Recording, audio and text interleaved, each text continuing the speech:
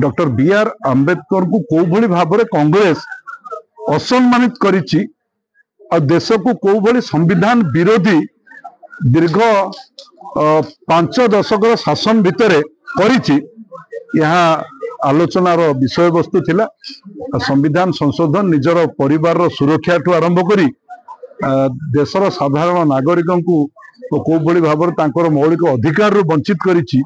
कांग्रेस जो false narrative तैयारी करी संविधान एवं बी आर आंबेडकर कथा कहूची तार कौन सी नैतिकता नहीं डॉक्टर बी आर आंबेडकर एवं भारतीय संविधान कथा कहवा भारतीय संविधान को जो भली भाव असम्मानित करिसेंती विरोधी दल भाव कहि पारंती किंतु साधारण नागरिक मानकु से जो मिथ्या और विभ्रांत सृष्टि करुछंती तार विशद आलोचना चक्र अनुष्ठित होती। क्रम विभिन्न सांगठनिक मंडल गुड़िक ये चर्चा आलोचना आज आरंभ हम। ए पक्ष 15 एप्रिल आरंभ 25 एप्रिल पर्यंत चलो मंडल को सब।